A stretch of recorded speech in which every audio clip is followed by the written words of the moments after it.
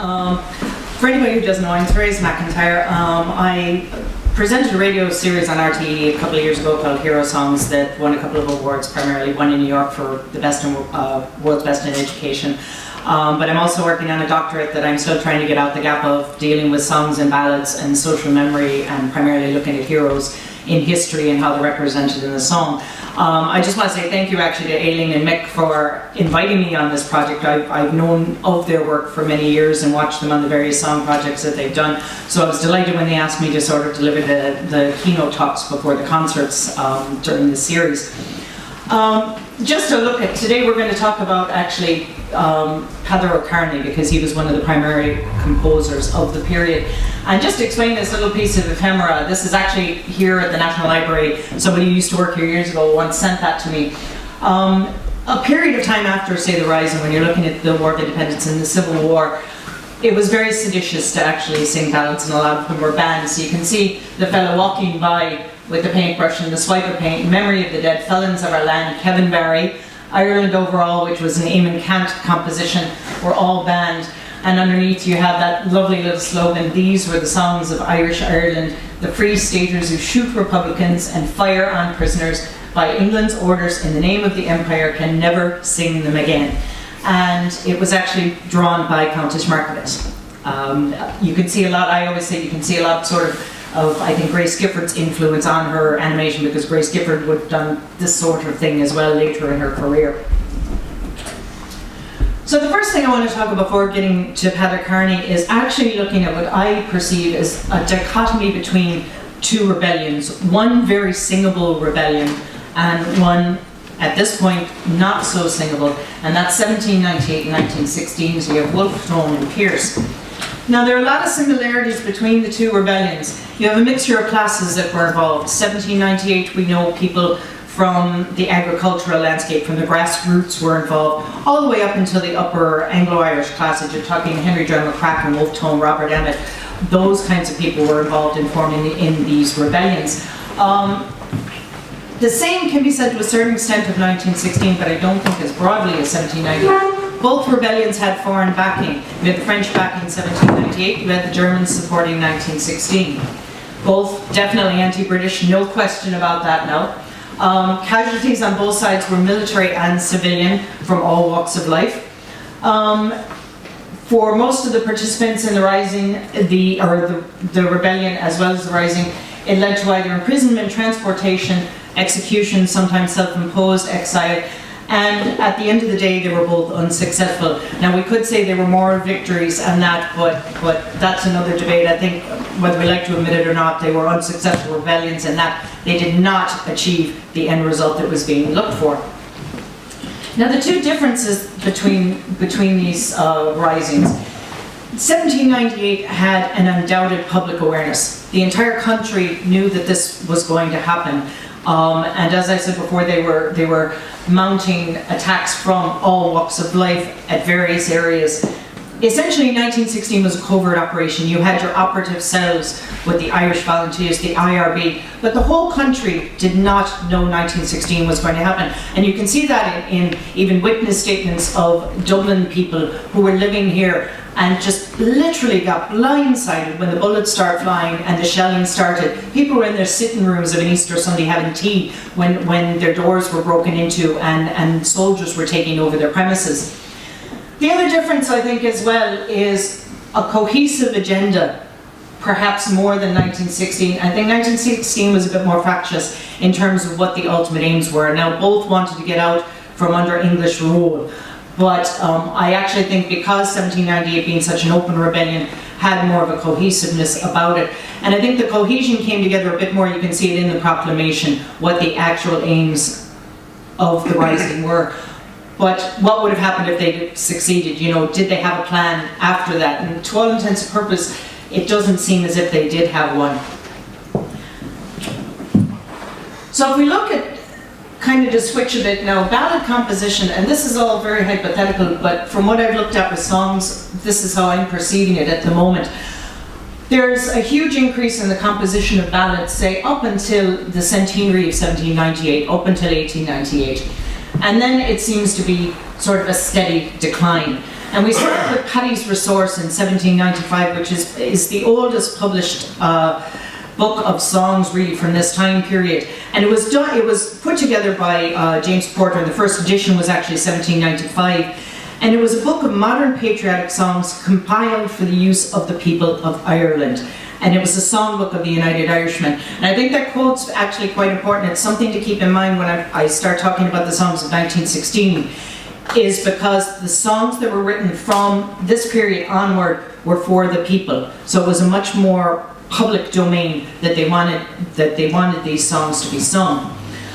Now, if you go to 1798, the event itself, we have very few contemporaneous ballads. The one that seems to have stuck in terms of still being sung today and has a complete mode of transmission all the way up to date in print and recorded form is Dunlavin Green.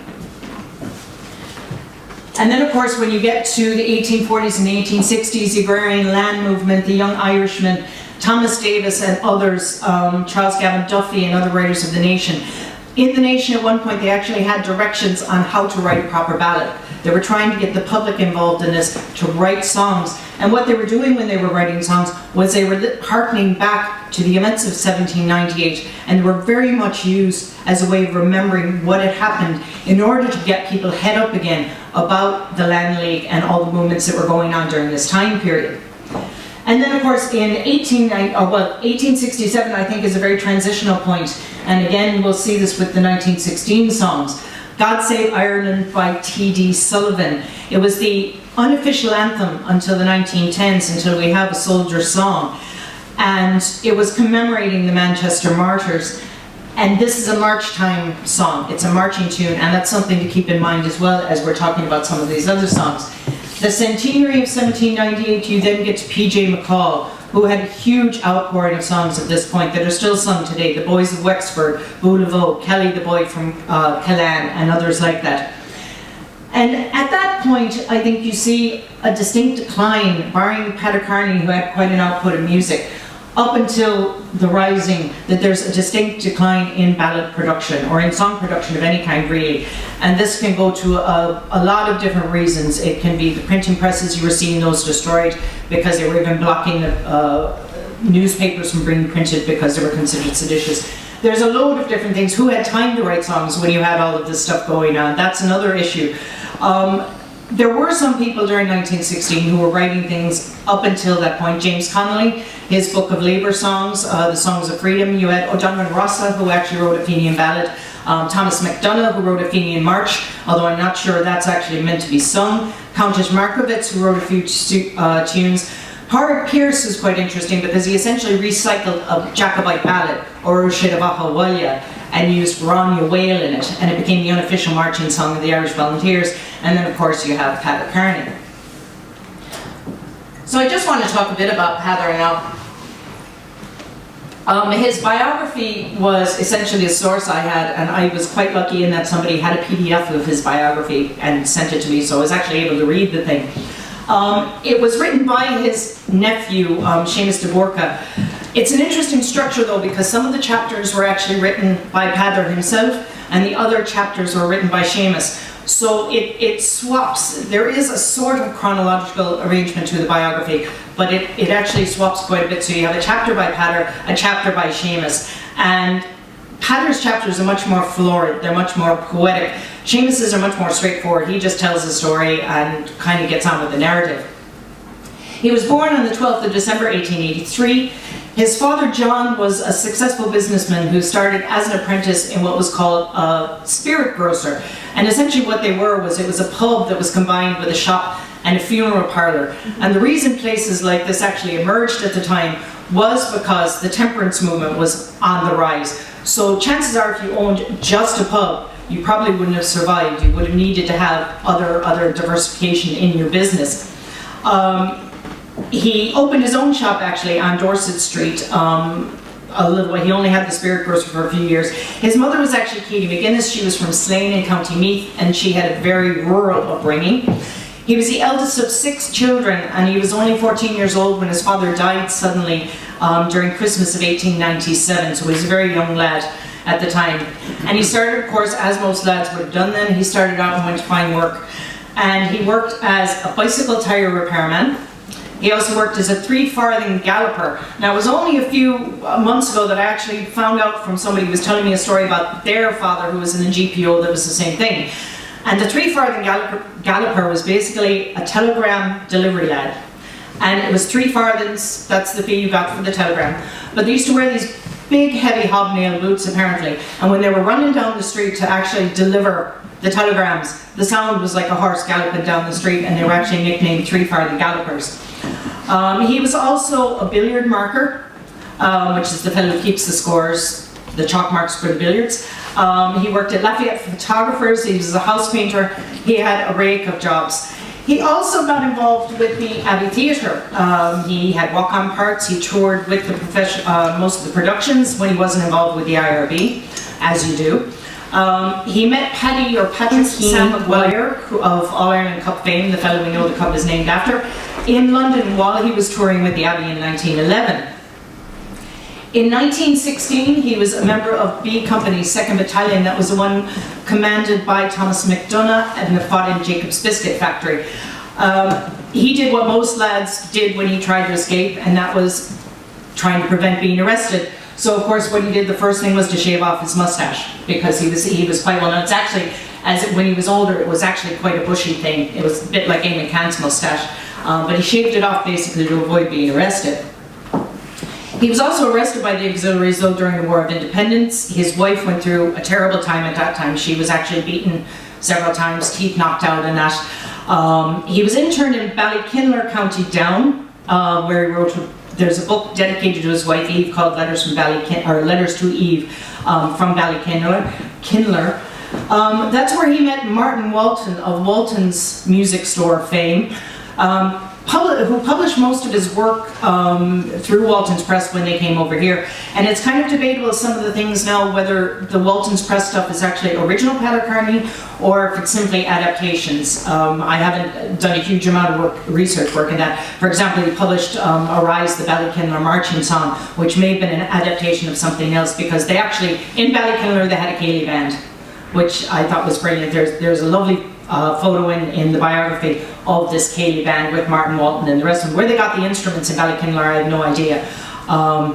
He died November 24th, 1942 in relative poverty.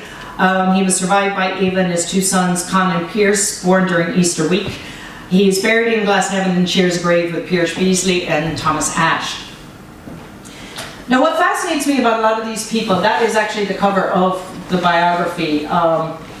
The description cracks me up. Exciting, human, humorous, alive. I suppose what more can you say about a biography, really? Looking at people of this time period, what always fascinates me is how their political views develop. Like what influences their nationalism or their unionism or their particular views. And Peadar had definitely 2 great influences. His granduncle Patrick was one. Now he wrote poetry in Irish. He was a member of the Young Irelanders, so there was that Thomas Davis connection. And he actually did correspond with Thomas Davis, so he would have heard these stories probably from his father as well. His father John had a huge influence. Now whether the stories in the biography are true or not, I don't know, but they actually make great telling. The first thing I want to read you a bit from the biography was the school book incident, and I'll just read out of the biography now. In Peadar's textbook, one of the poems was, I am a happy little English child, and the final page contained, God save our glorious Queen. John promptly tore the pages out of the book, and the schoolmistress as promptly slapped the happy English child. The next morning, John accompanied his son to school and informed the teacher that it was he who had torn the contentious pages, leaving the startled lady in no doubt as to his sentiments, but suspicious of his sanity. The next incident that seemed to have had quite an effect on him was a book, Treasure Island. It was actually one of his favourite books, but he got it from a local library. Unfortunately, it actually had a Union Jack on the cover. So of course he brought this home and his father saw it as well.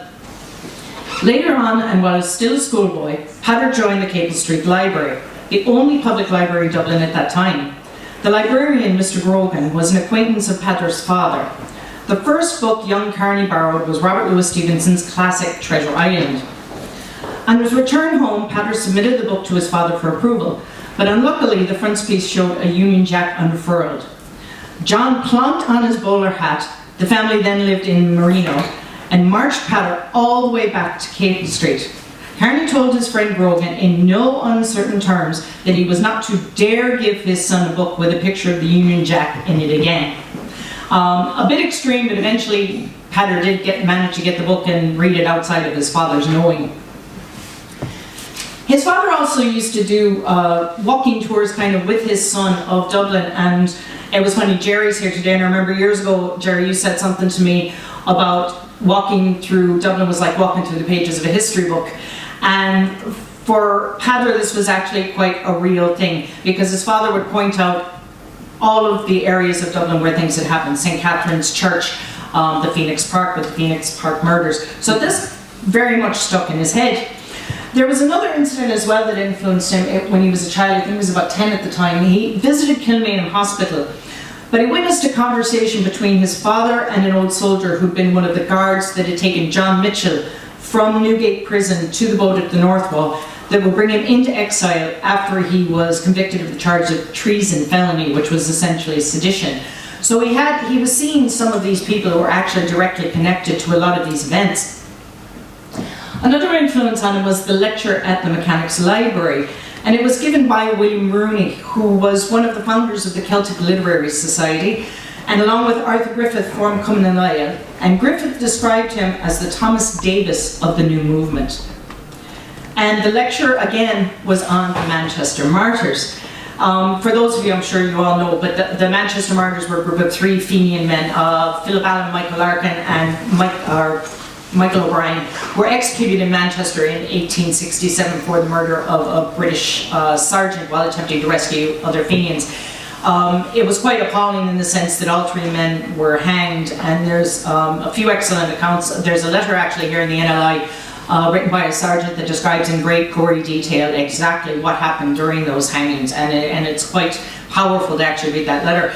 And this seems to have been an event, the Manchester Martyrs seems to have been something that has influenced a lot of people involved in different movements. For example, Kevin Barry, when he was a young lad, I think he was only 12 or 13, he went to a commemoration ceremony of the Manchester Martyrs, and immediately he wanted to go out and join young Finn Éireann after that. But his family actually thought it was a little unwise at his age to let him get started, and we all know then what happened to Kevin Barry later on.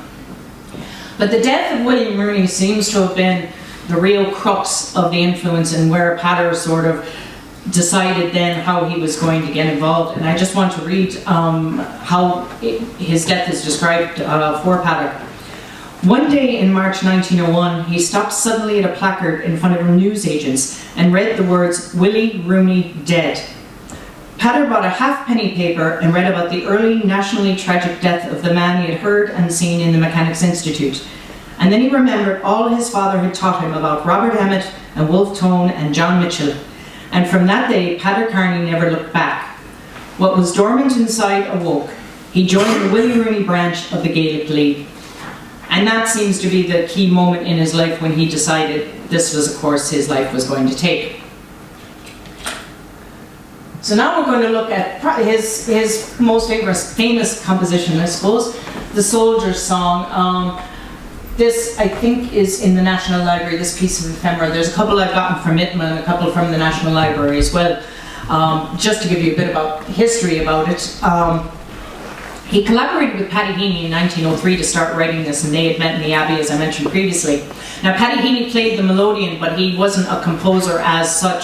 But he did have a knowledge of tonic solfa, which is basically, if you see some of the old music written, you'll see a T and a dash and a D and a dash. It's basically the do, re, mi, fa, sol, la, ti, do. So while he wasn't able to do the dots, he could actually do the solfege. So this is how they sort of picked out the tune for it. Carney knew the power of music, I think, to a great extent, in the way Thomas Davis did, and he wanted to write something to rouse their companions in the movement.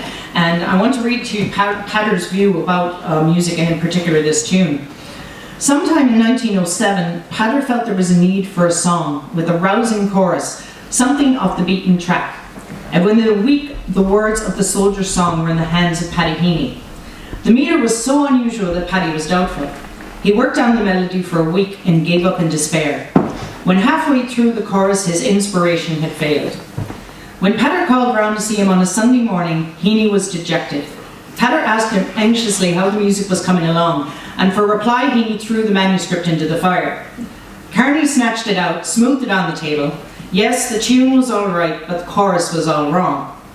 They went over the words and scroll again. Peter suggested they go back on the melody of the verse. So Heaney toned out the tune and Kearney lifted the words, and thus the Soldier's Song was born. So now, because probably most of you have not heard this song in English before, particularly because it was done in English prior to the Irish language version, I'm going to give you a couple of verses of it just so you can actually hear what the words are. Now, I'm originally from the States, so I actually would have kind of grown up singing it in English because I used to do it at all the Cayley, after the Cayleys in the place, so you don't have to stand up just because it's the anthem, by the way. So.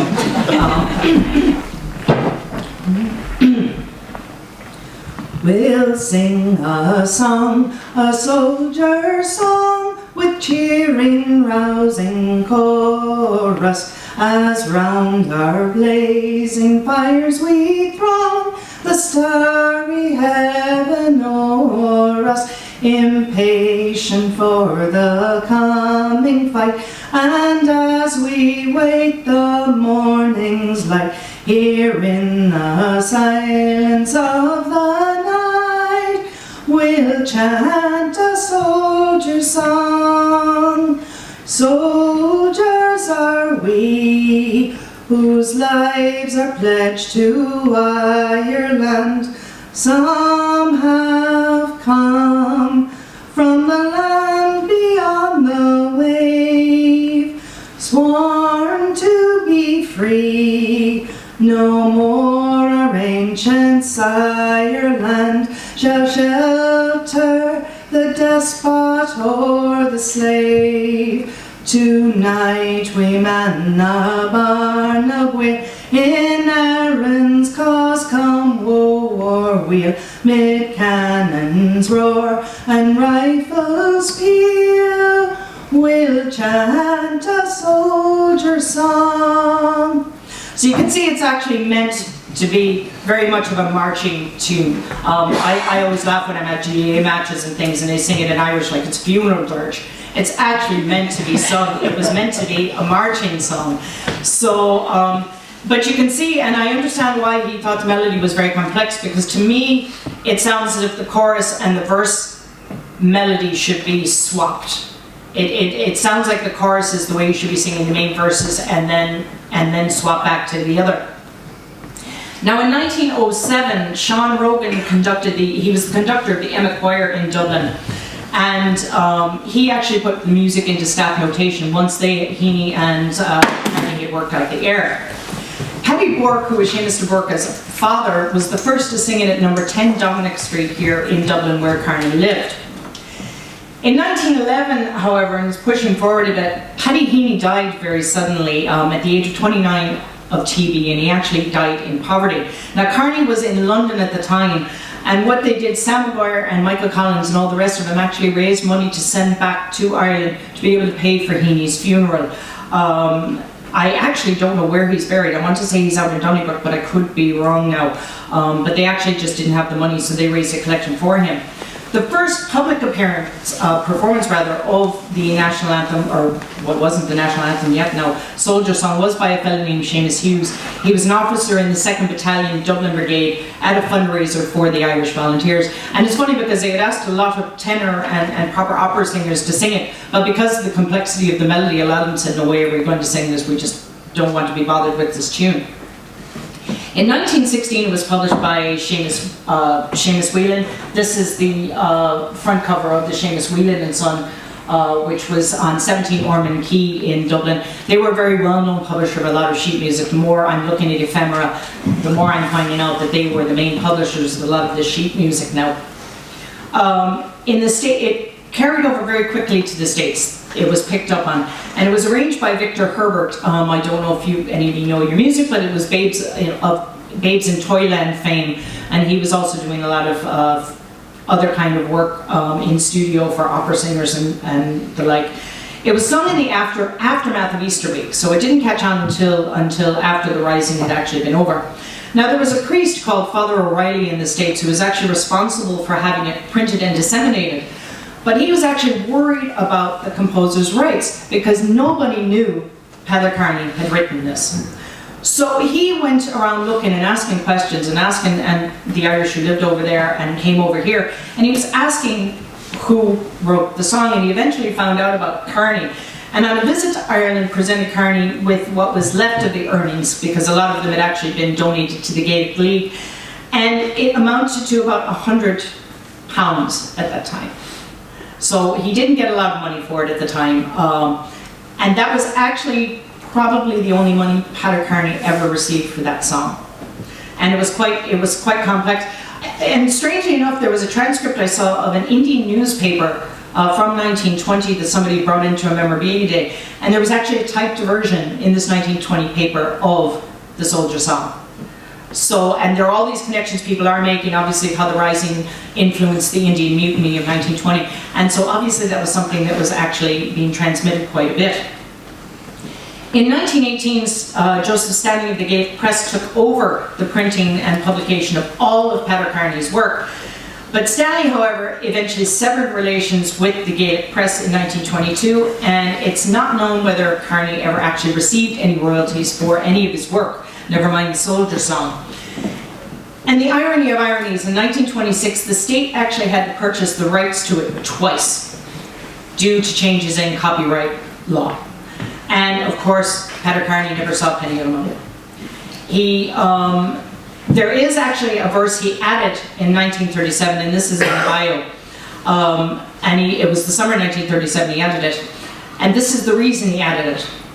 In answer to a request that the Irish of the 6 northern eastern counties could register a protest against the British planned partition of Ulster. And this is the last verse he added now.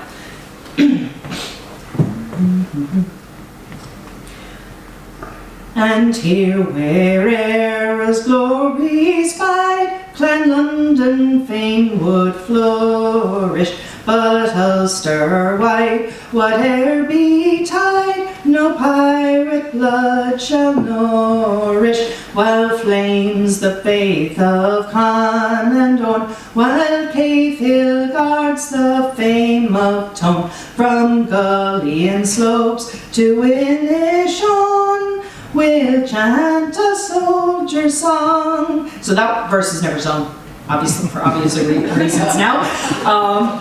But he was determined to put it in anyway. Now, I just want to go and look at a few other, now these are just some examples of broadsheets. This was one of the original soldier song, and it's quite interesting because the author's note at the bottom of the first one here actually says this is the only authorized version of this song. So that was how it was first printed. The middle one is quite interesting because it's a Republican soldier song, and at the top it actually says, with apologies to Peadar Kearney, because it's a bit of a mixtape adaptation, which is quite interesting. And then you have the far side, an Irish translation. Now I haven't done research on this particular translation now, because this is not the Irish version we sing today. And I really want to look and see if that actually predates the official version, because there are some similarities between this one and the official version, and I'd love to know actually which came first. So if we look at some other songs and recitations of Peadar Kearney, this again is a piece of broadsheets here at the NLI, The Devil's Crew. I know people that are trying to put music to it at the moment. What we know to be Peadar Kearney's songs, The Tricoloured Ribbon, it was an adapted song from an 1820s British broadside ballad, basically about a lad who was being transported to Australia because he was a thief. Whackfall the Diddle, The Flag of Green, Michael Dwyer Keeps His Word. The PH means that Paddy Heaney was the one who did the music for them. Slán Live was dedicated to Paddy Heaney. The Devil's Crew, which is a recitation down by the Glenside around the town of Crockery. Ashton Kearney, we get to the ones that were published by Waltons down by the Liffey side, South Down Militia, and the Ballykinler Marching Song. And I just want to read one of the verses of the Devil's Crew, and this is not a song because as far as I know there is no music for it, but I'll give you some idea of what he was on about. One holiday morn when Ireland called and we joined in the great parade, you never saw such an unsoldierly crush since first the world was made. But in spite of the canting cowards who preached from the depths of an easy chair, One thing shall live when most things die. Thank God, boys, we were there. Though there wasn't one decent equipment, either second-hand or new, save a water flask here or a haversack there with maybe a putty or two. But a bandolier, bayonet and rifle were strapped on each man of the Devil's crew. And that was dedicated to the soldiers of 1916. The tricolored ribbon, actually, strangely enough, was dedicated to his wife Eve. Now, a lot of people thought it was actually dedicated to Grace Gifford for some reason, but on the broadsheets that I've looked at, it actually says to Eve. So one of the points I want to go back now to, and this is more the singing portion of the talk, is this question of why does 1798 seem to be more singable than 1916? And this, I'll talk about this after. This is something that Countess Markovich wrote that was never published, as far as I know, barring this typed manuscript that we have. But I just want to give you a few verses of the songs from 1798 leading up to some of the contemporary stuff, just so you can hear what the songs were like early on and listen for some of the changes and even how the songs were written, and maybe perhaps think about the function of the songs. So we'll start with a couple of verses of the song Dunlavin Green, which is the one we know is contemporaneous one to 1798. Year of 1798, a sorrowful tale, the truth unto you I'll relate.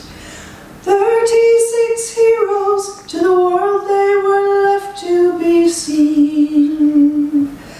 By false information was shot on Dunlavin Green. There is young Matty Farrell, who has plenty of cause to complain. Likewise the two Duffys who were shot down upon the plain. Young Andy Ryan, his mother distracted will run, for the loss of her darling, her only beloved son. And another song from the period now as well, more from the northern tradition, Henry Joy McCracken, which was based on an old song called On the Belfast Mountain. It's an old romantic song, a broadside ballad, but it was adapted. I don't know, at one point we don't actually know who did the adaptation of it.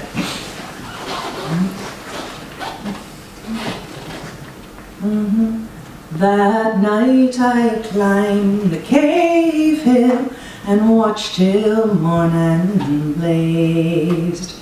When its fires were kindled, o'er Belfast loch I gazed. I saw an English tender at anchor of Carmoil, but alas no good ship bore him away to France's soil. And twice that night a tramping came from down the old shore road. 'Twas Ellis and his yeoman, whilst Niblock with them rode. My father home returned, the doleful story told. Now, lass, says he, young Harry Joy for £50 is sold. Now, what I like about that song is when you listen to those songs, that one in particular, and I remember when I first learned it and I was going through the research of it, there's a huge amount of geographical information in terms of what happened the night before Henry Joy got arrested, and it's absolutely brilliant because you can actually trace it on a map and find all the points that he would have gone to of the event leading up to his arrest. Now we're coming sort of to the transition period, as I see it, the 1867. T.D. Sullivan's God Save Ireland. You all know this, but I'll sing it anyway now.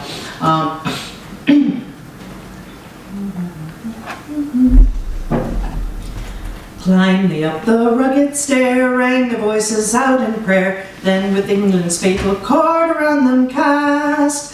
Close beside the gallows tree, kissed like brothers lovingly, true to home and faith and freedom to the last. God save Ireland, said the heroes. God save Ireland, said they all. Whether on the scaffold high or the battlefield we die, oh, what matter when for Ireland dear we fall. Never till the latest day shall the memory pass away of the gallant lives us given for our land. But on the cause must go amidst joy and weal and woe, till we make our land a nation free and grand. The difference that sort of starts creeping into it is there are no names mentioned. There's this assumption 1867 everybody would have known who the Manchester murders were. It's also less narrative, I think, than the other two songs, but I'll talk a little bit more about that now, just to conclude after. Now we get then to Peadar Kearney's songs, and it sort of continues the tempo really of T. Sullivan's Manchester Murder song.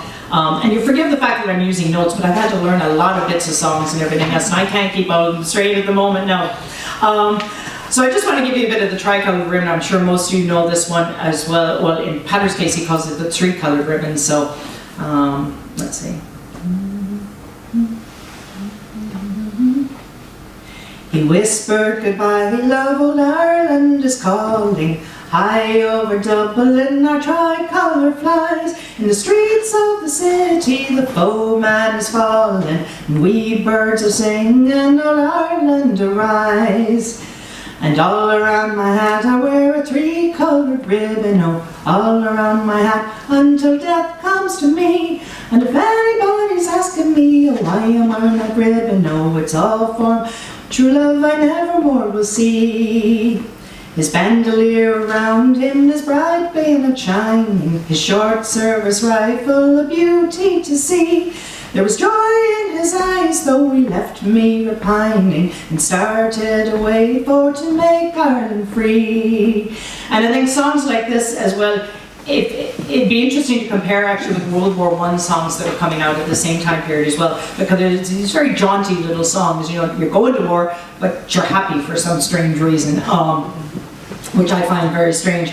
Now, Peadar also did sort of a satirical song as well, and it's the Wackfall the Diddle. And I'll give you a couple of verses of this because I find this one quite funny now. It's half talk, every time I hear it performed, it's actually half talked and half sung. So, let's see. Okay. When we were savage, fierce and wild, Wackfall the Diddle Fall died o' day. She came as a mother to her child, Wackfall the Diddle Fall died o' day. Gently raised us from the slime, kept our hands from hellish crime, and sent us to heaven in our own good time. Wackfall the Diddle Fall died o' day. Wackfall the Diddle Fall died o' day. So we say, hip hooray, God bless England while we pray. Wackfall the Diddle Fall died o' day. Our fathers oft were naughty boys, Wackfall the Diddle Fall died o' day. Pikes and guns are dangerous toys, Wackfall the Diddle Fall died o' day.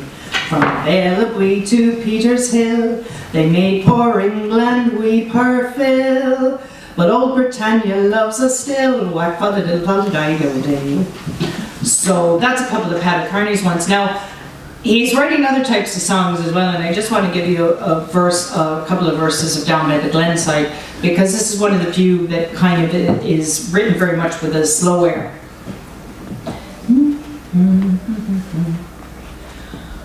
When I was a young girl, there marching and drilling, a walk in the glenside sounds up. Oops, sorry, now too low. When I was a young girl, there marching and drilling, a walk in the glenside sounds awesome and thrilling. They loved dear old Ireland for the cause they were willing. Glory-o, glory-o to the bold Fenian man. Some died by the glenside, some died near a stranger, and white men have told us their cause was a failure, but they fought for old Ireland and never feared danger. Glory-o, Glory O to the bold Fenian man. And there are other songs, I would say, contemporaries around the time period that were being written. O'Donnell Rossa, who wrote a very slow air along the lines of that called the Fenian Ballad. And then Thomas MacDonagh, who wrote a marching song for the Irish Volunteers. I'm not actually sure it was meant to be sung though. There is a chorus in that, but there's no music that I can find, and I haven't been able to actually put any music to it because it's half poetic as well as being lyrical in a song sense, so trying to actually fit melodies to these things is quite difficult sometimes. And the last one I just want to give you a bit of, because when I first heard what the air was, it kind of made me laugh a bit, is Countess Markowitz' Been a Battle song. Now she did two other songs, a battle hymn, which was an official marching anthem, and then one for Kevin Barry a few years later, which to be honest is quite awful in terms of as ballads go. But this one is interesting. It was a manuscript actually that Mick had actually sourced. And it says to the air of the red flag. And of course, I actually didn't know what the air of the red flag was at the time. So when I listened to the red flag, I suddenly realized what the air is. So it struck me as quite funny. But I will give you just a verse of this now. It was actually written, Countess Markowitz was requested to write this on the death of Liam Mellows. And to this particular air, he had actually requested the air as well. So she wrote it in 1922 in December.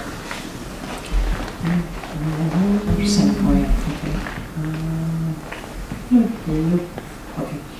We pledge ourselves by Liam's grave, by all who died their land to save, by Colbert and by Houston's death.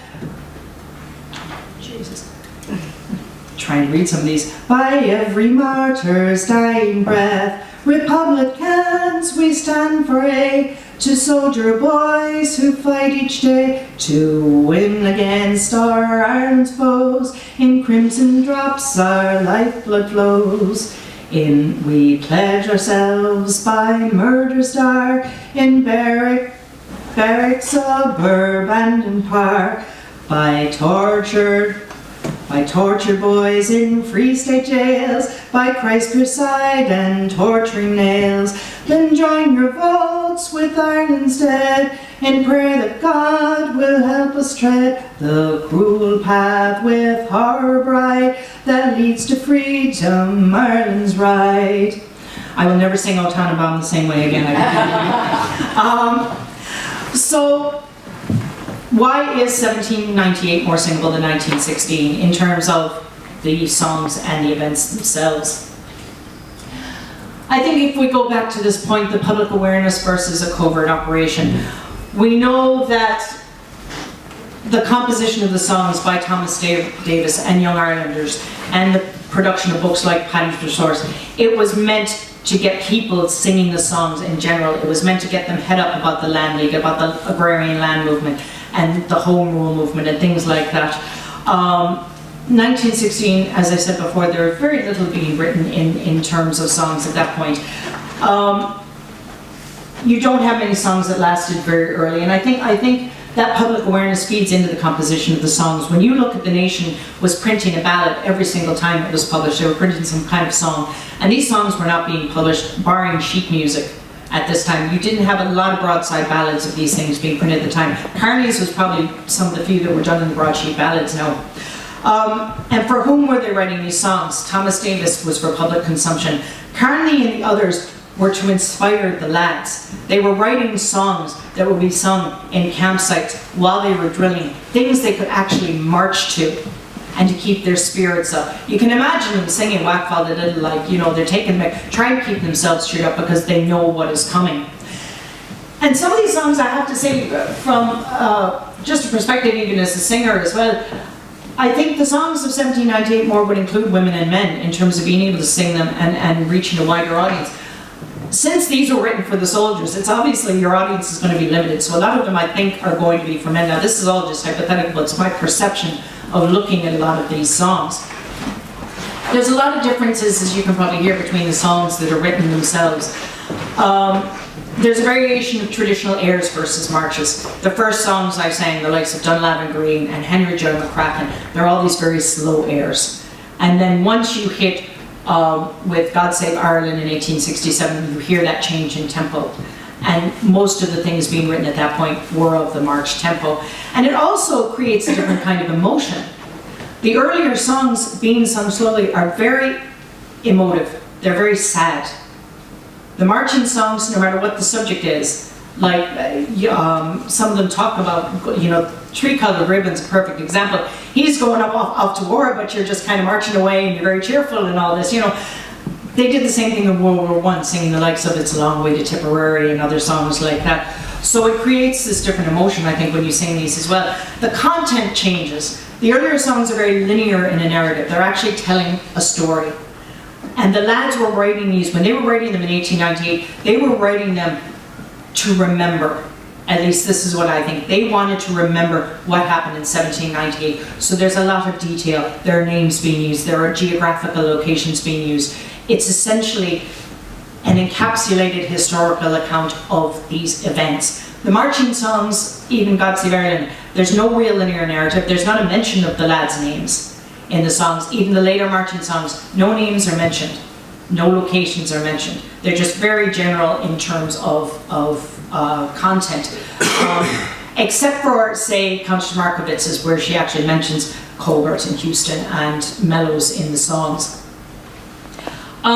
Again, the function, I think for the earlier ones, it was definitely to raise public awareness as to what was going on and what was about to happen, and to also keep it fresh in the minds of people as to what the English did at that time, why they were trying to get out of British rule at that point. And maybe the later composers figured they didn't need to reinvent the wheel. These songs were lasting, so maybe that's why they actually didn't write any more slow songs. And one of the things as well you had in 1898, you had temporal distance on the event. You had 100 years after the event. Dunlavin Green, when you hear the whole song, it's quite a painful song to listen to because it's very emotive. You can put yourself in that green and you can see those people being essentially executed on their knees in this area. And that's one of the few songs, I think that is one of the few songs that survived simply because it was so close to the event. And you need sometimes that temporal distance. We know now, celebrating 1916 or remembering 1916 100 years later, it's much easier to talk about some of this stuff now than it would have been right in the aftermath of the executions. Because at that point, that's when people started supporting the Rising, was in the aftermath of those men being executed. So I think to a certain extent you need that temporal distance. We also know perhaps songs weren't being written because there was a lack of public support for the Rising. Why would you sing about something you didn't support? And of course, in the aftermath of the executions, who wants to sing about lads being shot in a prison and then buried next door to the prison? So I think it's actually quite fortuitous in a way, given the year that's in it, that 100 years later now, we have a group of singers coming together that are finding something to sing about 1916. And maybe that's necessary, that you actually have that space and time to actually think about it and look at the events of the past with a better lens and a clearer lens. So I think a lot of the songs, particularly if you come to the concert this evening or around the country that there'll be, you'll see that a lot of the songs coming out they're absolutely amazing. But I think this distance actually determines how an event's going to be remembered. We remember 1798 because of the songs. And I think maybe now it's about time we actually start finding something about 1916 to sing about. So thank you very much for listening.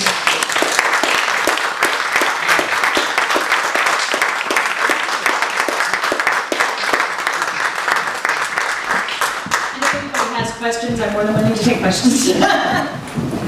So I suppose because it's a lunchtime talk, we understand if anybody needs to go back to work or anything like that. But yeah, the questions and answers. I'd like to thank Thérèse very much for a terrific talk and singing as well. Thanks.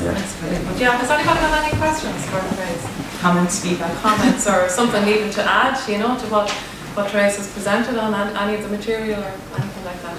Yeah, I must say I found the public awareness versus covert operation very interesting. I didn't know that at all.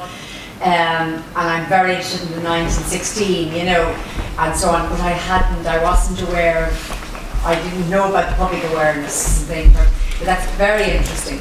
Thank you. Really very interesting point altogether. It's something I sort of stumbled on really when I was looking at the songs. It was just something that struck me about the whole thing and the planning of both rebellions and that, you know, so I just thought it might be a way to look at it, like, you know. Yeah, there was a lot of poetry written, of course, by the 1916 leaders. Yeah, and the difference, I think, as well, because at that time too, you had a lot of them were poets and part of the literary revival. They were looking for, and this could go to the decline of writing song, because they were looking to find an Irish literature, and ballads and songwriting would have been looked on as almost a low form in a sense. So that could be why, I don't know if this for a fact, but it could be why they were actually focusing more on writing the poetry than they were actually focusing on writing any sort of ballads.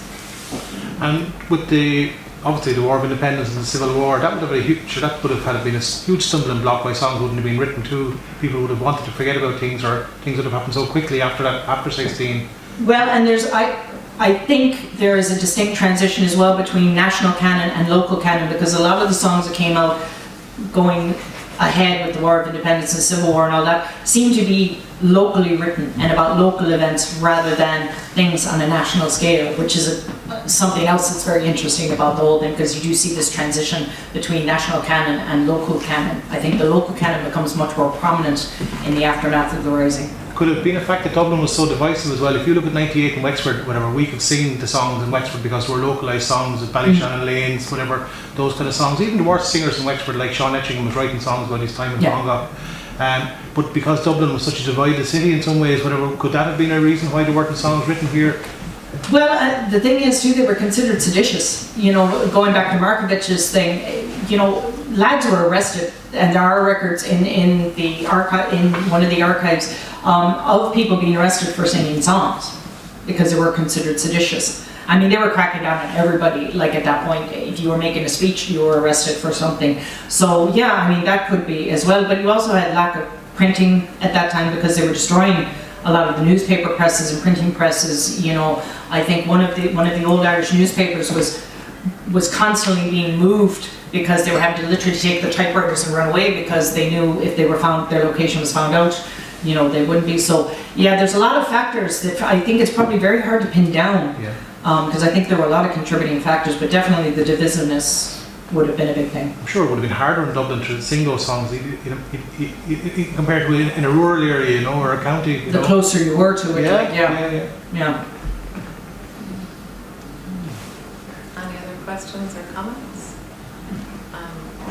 Just to tell you, when we invited Thérèse to speak as part of this project, she said, yeah, I will, and then she threw up her other hand as well and said, and as well as speak, as well as prepare a presentation for you, do you know what she says, I'm going to tailor for every place you're going to go to. So she's going to look at local composers in each area, and the 6 times that Thérèse is presenting, because there's tonight's the premiere of the concert, but we're in Dunleary and Fingal next weekend, then Meath, Galway, and lastly in Wexford. So in each place, Thérèse took it on herself to look at local composers in each area, but found something very different, I suppose, in different places, really. And you didn't know what you were facing when you started. No, and it was a good idea at the time.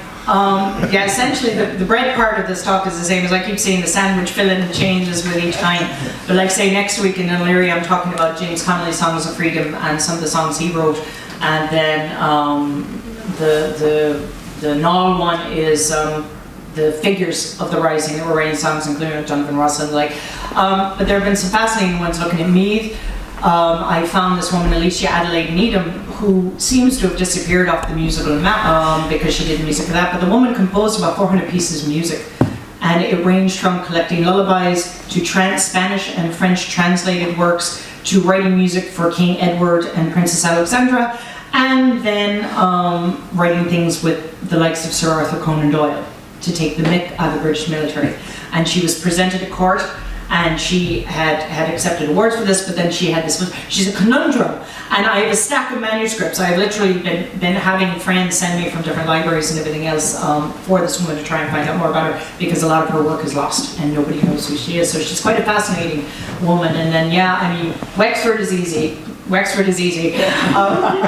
Galway, where I'm living, has actually created a whole mess of problems for me, because as I've been able to find out, there weren't any local songs being written at the time. I found one composer of whom is a relation of a friend of mine, but yet we cannot find the rest of the song. It was Convict 95.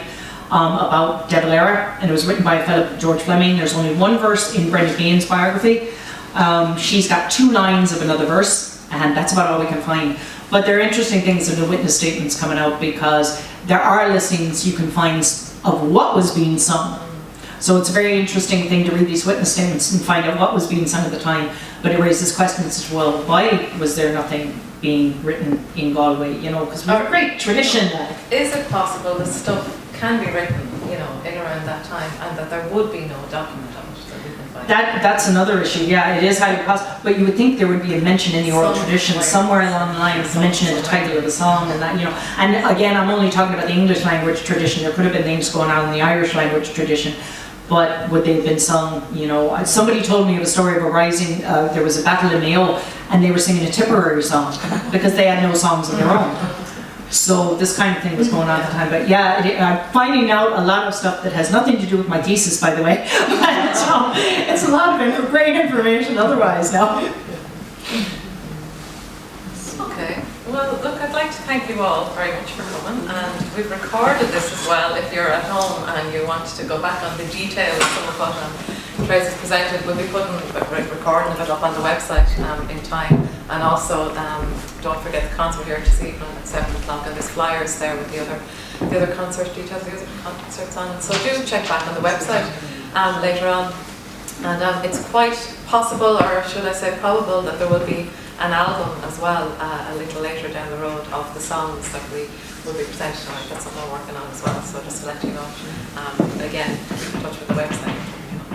So thanks very much, and might see some of you here later on, I hope. Okay, thank you.